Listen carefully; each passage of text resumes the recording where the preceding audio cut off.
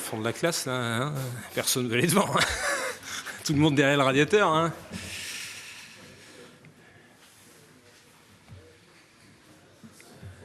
Bonsoir. Bon, globalement, pour résumer, c'est un match qu'on doit gagner, notamment sur la deuxième mi-temps. Et paradoxalement, c'est un match qu'on peut perdre aussi dans les dernières secondes si Kossi Agassa ne fait pas un bel arrêt.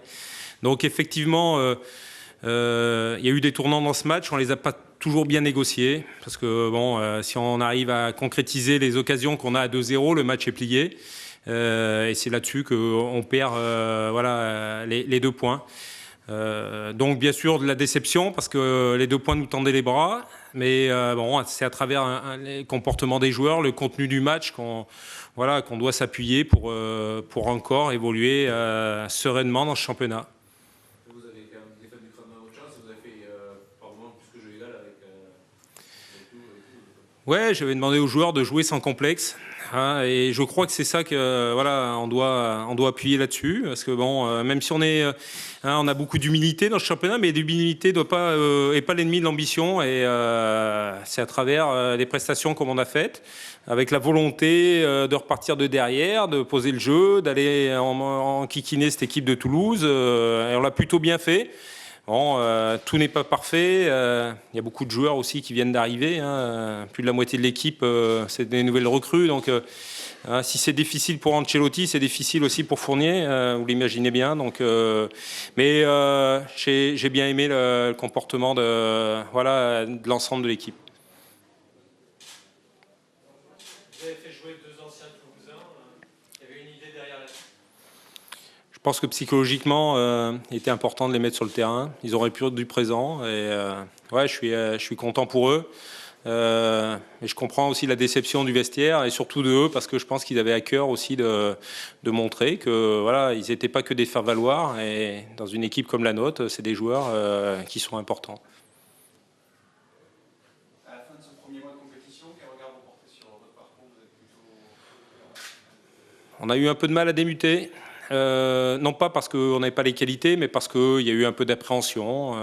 Pour le match de Marseille, eh bien, un peu résume assez bien. On fait des choses bien, mais malgré tout, on était peut-être pas assez ambitieux, entreprenant dans le match, et on s'est fait punir dans les dernières minutes. Bon, à Bastia, je le mets entre parenthèses parce que bon. On a fini à 9 pendant une demi-heure, ça a été très compliqué, mais on n'avait pas lâché. Et puis la première mi-temps de Sochaux et puis le match de ce soir, c'est là-dessus qu'on doit tendre, être entreprenant, ambitieux dans le jeu, parce que j'ai une équipe qui doit tendre à ce genre de prestations pour pouvoir exister dans ce championnat si difficile qu'est la Ligue 1.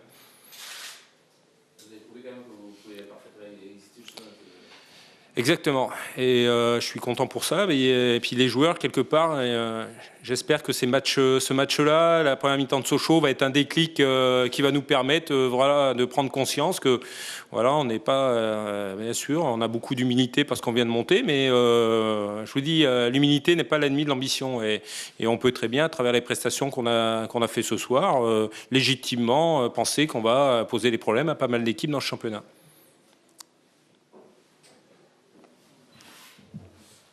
Voilà, bonne soirée.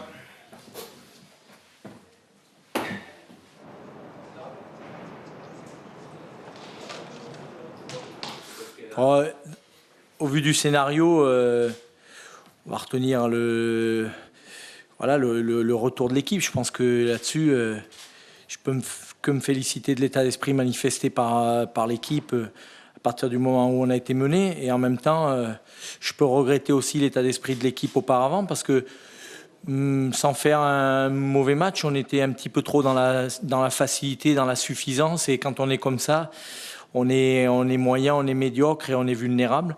Voilà, je pense qu'on fait une première mi-temps où on alterne de bonnes choses avec des choses faibles.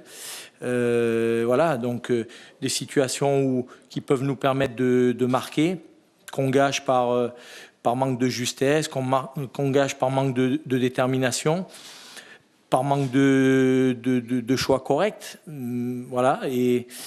et d'autres choses beaucoup moins bien, aussi bien dans la récupération que dans la possession. Une deuxième mi-temps où, à partir du moment où on est mené, là, on est fragilisé. On donne des situations à l'adversaire qui peuvent lui permettre de faire le break. Et puis là, entre certains mauvais choix des Rémois et puis Ali Hamada qui nous maintient dans le match, ça nous permet d'espérer jusqu'au bout. Et là, on revient au score et on peut même finir par l'emporter. Ça aurait été peut-être un petit peu injuste pour les Rémois, mais j'ai bien aimé la réaction d'orgueil de mon équipe et puis surtout le fait de revenir au score. Ça nous permet de garder notre dynamique et de rester invaincus avant cette trêve internationale et le prochain match à Paris.